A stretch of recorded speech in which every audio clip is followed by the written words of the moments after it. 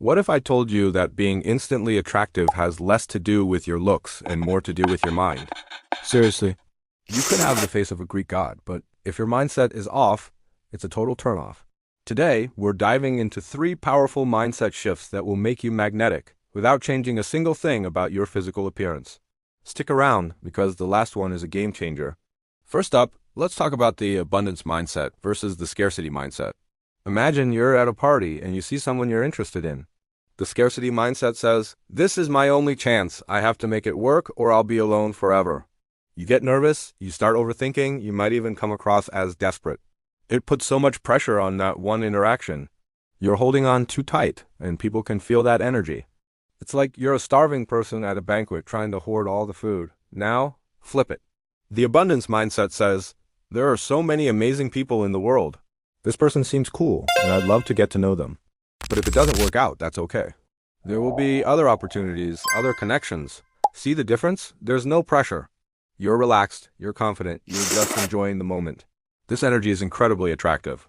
It shows you're not desperate for their approval.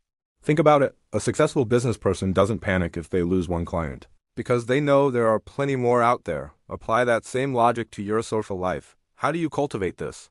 Start by appreciating the connections you already have. Your friends, your family.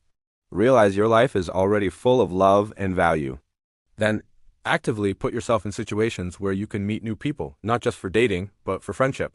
Join a club, take a class, go to meets. The more you interact with people, the more you'll realize the world is full of interesting individuals, and no single person holds the key to your happiness. You start seeing opportunities everywhere, not just one golden ticket. Okay, mindset shift number 2, and this one ties in perfectly. Outcome independence. This means you detach your happiness and self-worth from the result of an interaction. You go into a conversation not to get something like a phone number, a date, or validation, but simply to give something. Maybe it's a genuine compliment, a shared laugh, or just positive energy. Let me give you an example. The person dependent on the outcome thinks, "I'm going to talk to her, and my goal is to get her number." Every word, every action is calculated towards that goal. If they get rejected, their whole night is ruined. They feel like a failure. It's a transaction. The person who is outcome independent thinks, "That person has a really cool style. I'm just going to tell them I like their jacket and see where the conversation goes." That's it. If the conversation ends there, great. You brightened someone's day. If it leads to a longer chat, also great. You made a new connection.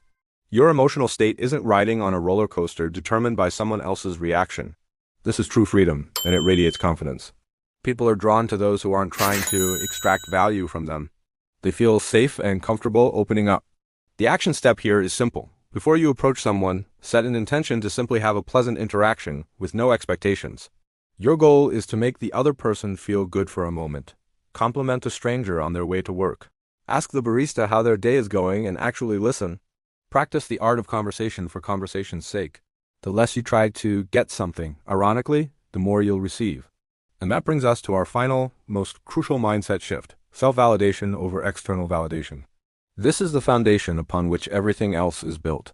For years, I used to base my self-worth on what other people thought of me. If someone liked me, I felt great. If someone rejected me, I felt worthless. My happiness was completely in the hands of others. It was exhausting and unsustainable. External validation is when you need others to tell you that you're smart, you're funny, you're attractive, you're worthy.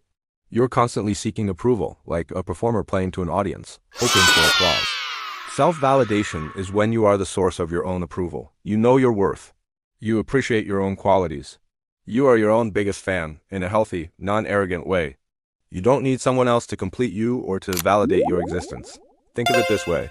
When you go into an interaction seeking external validation, you're basically saying, "Please, tell me I'm good enough." This creates a power imbalance. You're putting them on a pedestal and yourself below them.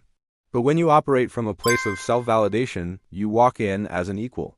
You're there to connect, to share, not to seek a stamp of approval. A real-life example? Imagine someone makes a joke at your expense.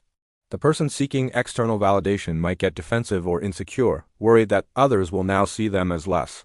The self-validated person might just laugh it off or set a calm boundary because one comment doesn't shake their core belief in who they are. Their sense of self is a fortress, not a house of cards. So, how do you build this? Start by celebrating your own wins, big or small. Did you finally clean your apartment? Acknowledge that. Did you handle a tough situation at work? Give yourself credit. Keep a journal of your achievements and things you like about yourself. And most importantly, stop outsourcing your happiness. Don't wait for someone to make you feel good. Take yourself on dates. Buy yourself that thing you've been wanting. Treat yourself with the same love and respect you hope to receive from others. When you truly love and accept yourself, you project an energy that is undeniably, irresistibly attractive. You become a whole person looking for another whole person to share a life with, not someone to fill a void. So, to recap, cultivate an abundance mindset by recognizing the endless opportunities for connection around you. Practice outcome independence by focusing on giving, not getting. And build your foundation on self-validation, becoming the source of your own worth. These aren't quick tricks. They are deep, transformative shifts. But I promise you, when you start embodying these mindsets, you won't just appear more attractive to others. You'll feel more attractive to yourself. So, I have a question for you.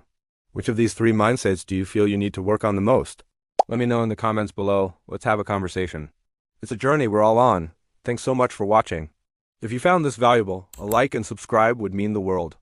It helps the channel grow and allows me to create more content just like this.